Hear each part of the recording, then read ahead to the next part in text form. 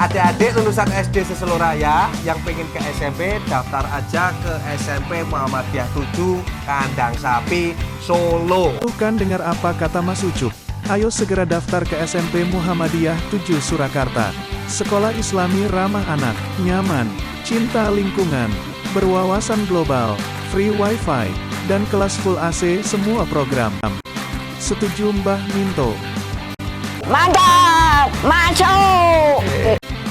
Halo teman-teman, hari ini mari kita bahas materi tentang desain grafis. Apakah pengertian desain grafis itu?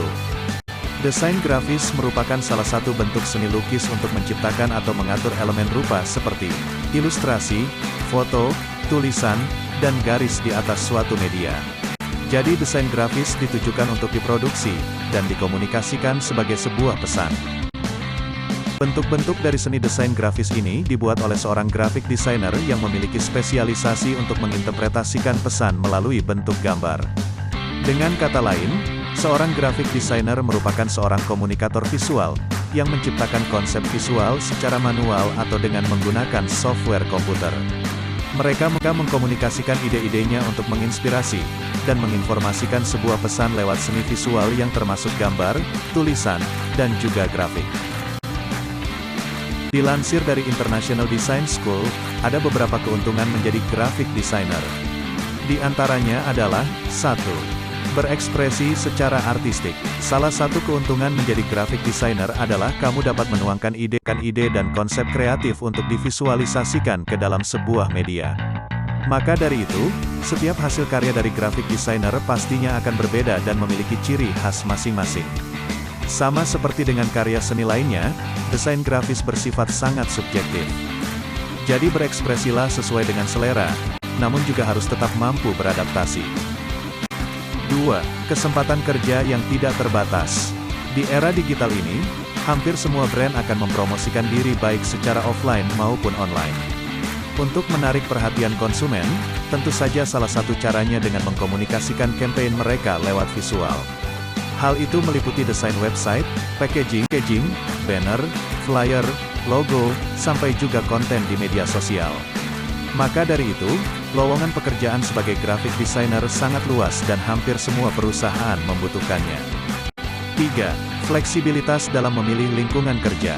Salah satu keuntungan dalam bekerja sebagai graphic designer adalah fleksibilitas dalam memilih lingkungan kerja. Sebagai contoh, sekarang ini misalnya sudah banyak sekali desainer yang memutuskan untuk freelance. Menawarkan jasa desain grafis melalui internet bukanlah hal yang sulit di era digital, sehingga kamu bisa mengerjakannya di mana saja, kapan saja, bahkan bisa menjadi salah satu kerja sampingan.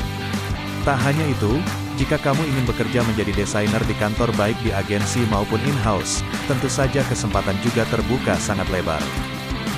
4. Menghemat uang. Jika kamu telah memiliki perangkat komputer atau laptop dan software yang dibutuhkan untuk mendesain, maka kamu tidak perlu lagi mengeluarkan uang dengan jumlah yang besar. Minimnya jumlah uang yang dihabiskan, tentu memberikan keuntungan finansial yang lebih besar. Hal ini terutama jika seorang graphic designer memilih untuk menekuni profesi ini dengan basis freelance. Dengan langkah self-marketing yang baik, maka kamu bisa dengan cepat mendapatkan pekerjaan pertamamu di dunia desain grafis. Keahlian khusus jika ingin menggeluti dunia desain grafis, diantaranya, 1. Kreativitas. Salah satu unsur penting untuk bisa menjadi graphic designer adalah kreativitas yang tinggi. Kamu akan dihadapkan oleh banyak proyek dengan tema dan gaya yang berbeda sehingga kamu harus membedakan setiap proyek. Jangan lupa untuk mencari banyak sumber sebagai sarana inspirasi. Kreativitas dapat diasah dengan rajin melihat referensi agar mata terlatih melihat karya-karya yang menginspirasi. 2. Komunikasi.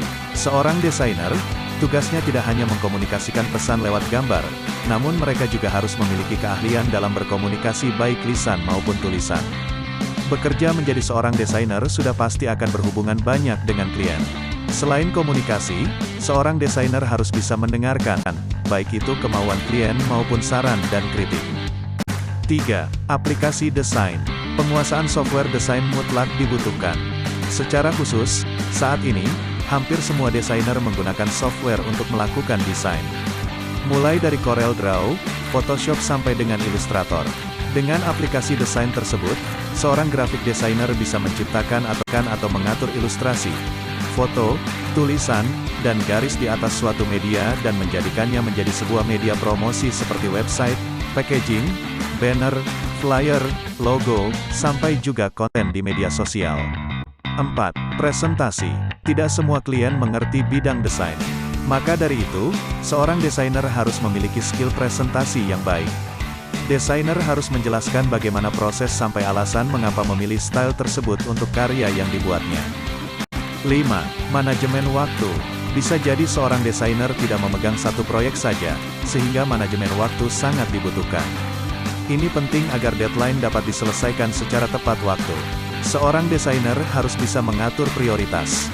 Jangan sampai kamu dicap tidak profesional karena sering lewat deadline. Menjadi desainer juga berarti harus siap untuk bekerja secara cepat dan responsif.